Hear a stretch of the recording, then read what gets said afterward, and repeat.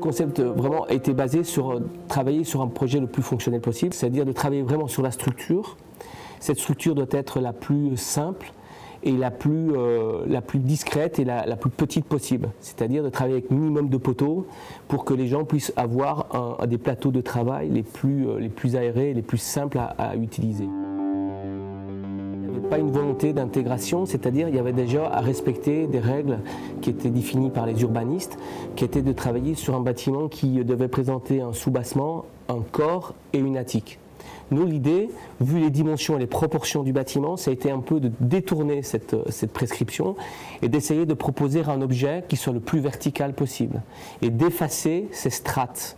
Et ça, on a pu le faire en essayant de travailler sur une sorte de millefeuille et en essayant de gommer un peu ces ordres, en essayant de se dire que le rez-de-chaussée, c'est simplement un double étage, et après les étages, c'est une succession de bandes, et l'attique, c'est encore une autre succession de bandes.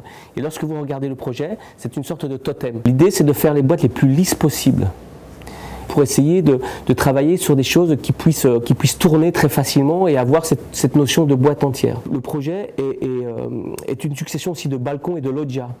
Parce que notre idée, c'était de se dire qu'un immeuble de bureau aujourd'hui, en 2015, c'est un immeuble qui ne doit pas être fermé sur la ville, mais être ouvert sur la ville.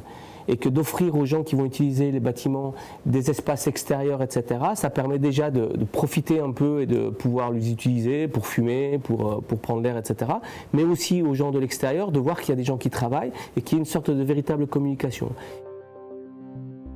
Le fait d'avoir ces façades lisses, le vitrage, les matériaux métalliques qui reflètent, etc., le matériau aussi qui est l'inox, qui est un inox brillant, teinté, fait que l'on crée une préciosité et un aspect un peu de voiture. C'est un peu une des carrosseries et des boîtes métalliques qui sont posées les unes sur les autres et qui donnent un peu de la légèreté ensemble.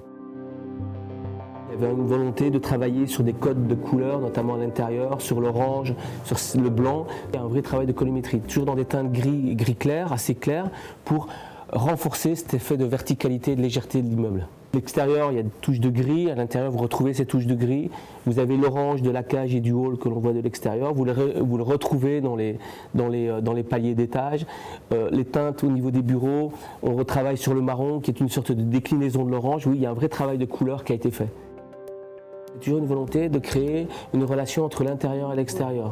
C'est-à-dire de se dire, j'ai une vraie communication, je propose un socle qui doit être actif pour qu'il y ait vraiment une relation entre les gens qui vont passer sur le trottoir, voir ce qui se passe à l'intérieur. Et très important aussi, toujours dans cette notion de petit objet graphique, c'est que l'on voit que le hall d'entrée se prolonge dans les escaliers, qu'il y a la lumière qui vient souligner tout ça, et qu'on crée vraiment un objet sculpté de l'intérieur, tout ça très vitré, pour montrer justement cette sculpture.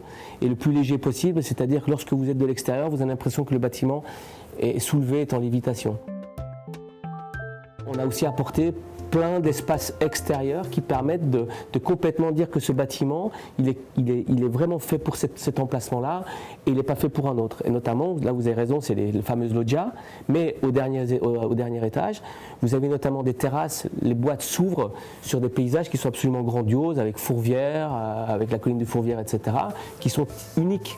Et le fait de dire on fait un immeuble de bureau qui prenne en compte ces grandes vues, etc., c'est quelque chose qui pour nous était essentiel.